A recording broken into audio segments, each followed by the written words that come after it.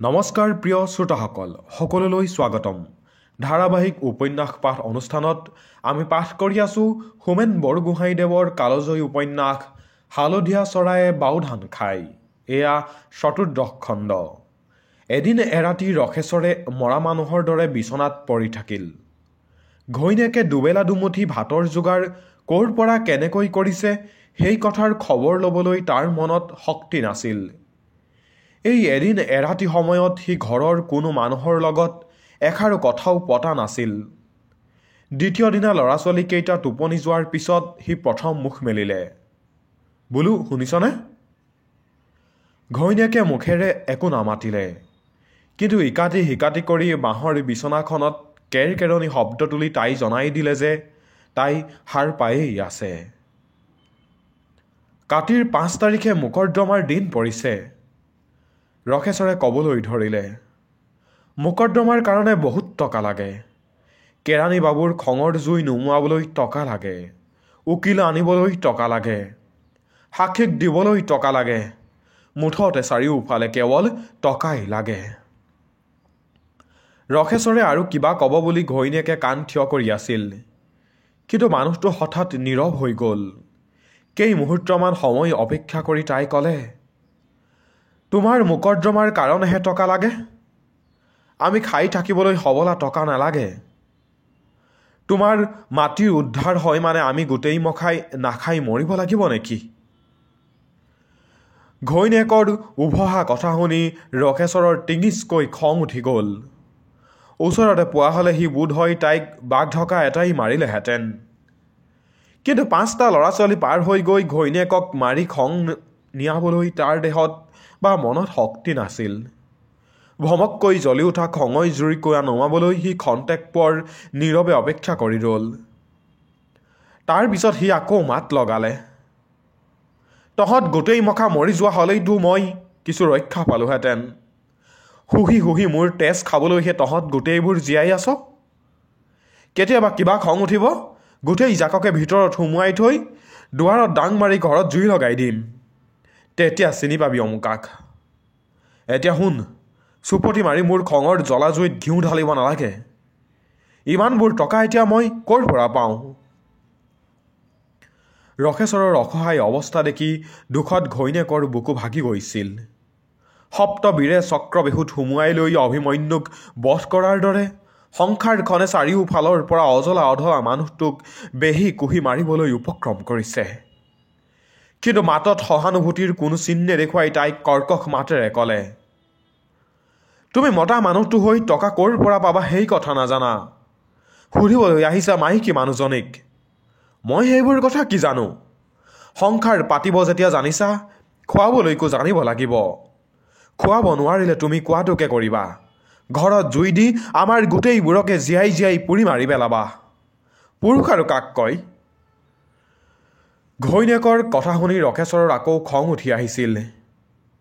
কিন্তু বিজুলী চমকৰ দৰে খংটো নোহোৱা হৈ তাৰ ঠাই দখল কৰিলে এটা গভীৰ দুখৰ অনুভূতিয়ে।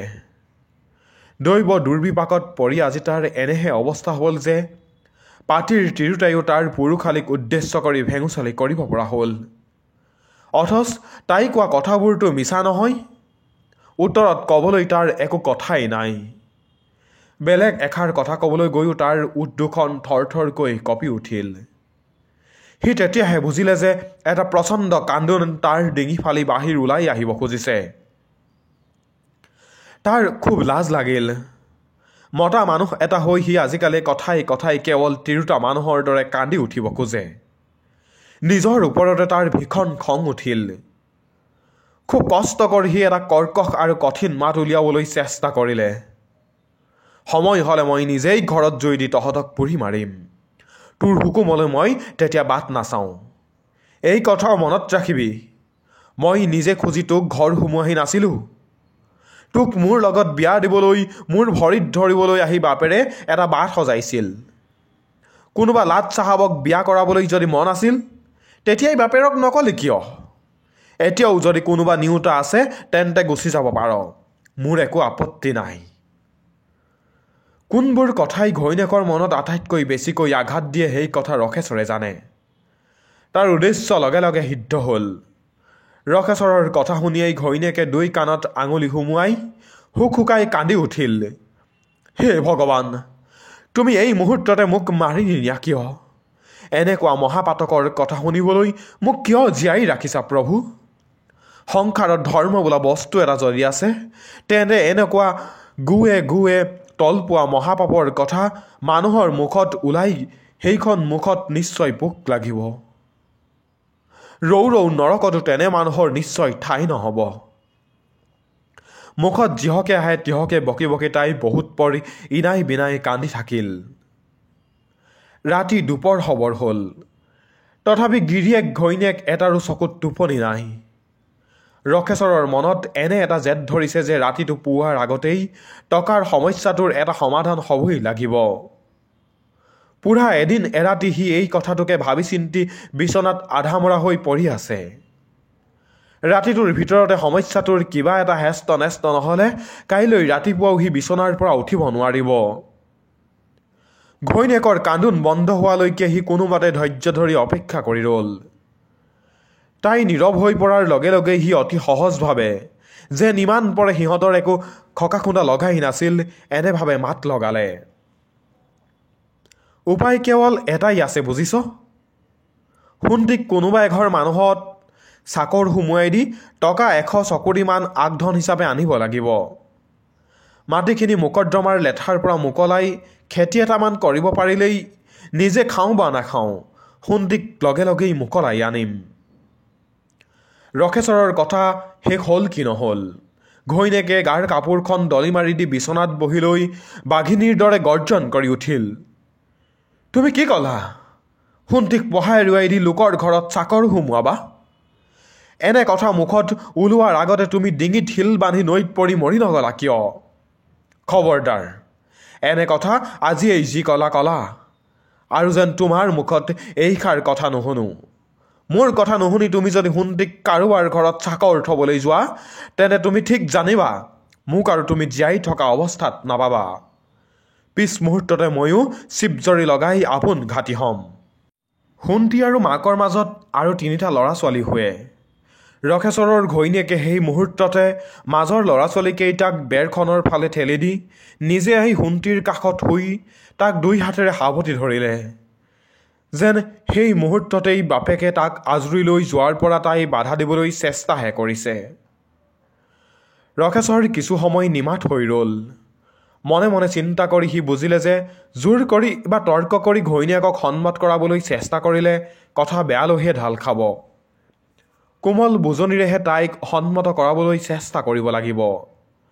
মাতটো যিমান পাৰে কোমল কৰিবলৈ চেষ্টা কৰি সি ক'লে, কথাষাৰ শুনিয়েই তই যে ফেটি সাপজনীৰ দৰে ফেট তুলি ফোচ কৰি উঠিলি? অলপ ঠাণ্ডা মগজেৰে কথাষাৰৰ আগ পিছ ভাবি চাবলৈ চেষ্টা নকৰ কিয়? আমাৰ ল'ৰাই পঢ়ি শুনি কেতিয়াবা দাৰোগা হাকিম হ'ব বুলি তই আশা কৰি আছ নেকি? ক খ ম ম যিমানেই নপঢ়ক, নাঙলৰ মুঠিয়েই হ'ব তাৰ শেষ সাৰথি। কিন্তু তালৈ যদি খেতিৰ মাটিডৰাকে মই নিজঞ্জাল কৰি থৈ যাব নোৱাৰোঁ, তেন্তে মই মৰি যোৱাৰ পিছত সি খাব কি কৰি? তাকতো মই গোটেই জীৱনৰ কাৰণে পৰৰ ঘৰত চাকৰ থ'ব খোজা নাই। খুব বেছি 6 মাহ কি এবছৰ। এই 6 মাহ এবছৰৰ কাৰণে তই তাক চাকৰ থ'বলৈ টান পাইছ। কিন্তু মাটিডোখৰ মোকলাই থৈ যাব নোৱাৰিলে সি যে গোটেই জীৱনেই লোকৰ ঘৰত চাকৰ খাটিব লাগিব, সেই কথা তই ভাবি চাইছনে নাই? ঠিক আছে, মোৰ কথা যদি মানিব নোখোজ মই একো নকওঁ। কিন্তু এই কথাও জানি থবি, আজিৰ পৰা আমি নিজে যে পথৰ ভিখাৰী হ'লোৱেই, আমাৰ ল'ৰা ছোৱালীকো পথৰ ভিখাৰী কৰি এৰি থৈ যোৱাৰ ব্যৱস্থা কৰিলোঁ। ৰকেশ্বৰে বাগৰ সলাই শুই পৰিল। সি ঘৈণীয়েকক বুজাই দিলে যে তাৰ ফালৰ পৰা সেই কথাৰ সিমানতে সামৰণি পৰিল। এতিয়া ঘৈণীয়েকে কি সিদ্ধান্ত লয় লওক। ৰকেশ্বৰৰ অকাট্য যুক্তিৰ উত্তৰত একো মাত মাতিব নোৱাৰি ঘৈণীয়েকে নিজকে এনে অসহায় যেন অনুভৱ কৰিলে যে তাইৰ গোটেই দেহ মন মৰা মানুহৰ দৰে অসাৰ হৈ পৰিল। ৰাতিৰ অন্ধকাৰতকৈ সহস্ৰ গুণে বেছি গভীৰ আৰু ভয়ংকৰ এক অন্ধকাৰে পাষাণ ভাৰৰ দৰে তাইক হেঁচা মাৰি ধৰিলে। তাই অনুভৱ কৰিলে যে সেই অন্ধকাৰৰ হেঁচাই তাইৰ হাড় মূৰবোৰ ভাঙি গুৰি কৰি পেলাবলৈ উপক্ৰম কৰিছে, আৰু যেন অন্তহীন দূৰৰ পৰা তাইৰ বুকুৰ গভীৰৰ পৰা এটা ক্ষীণ অস্ফুট আৰ্তনাদ বাহিৰ হৈ আহিছে। ভগৱান,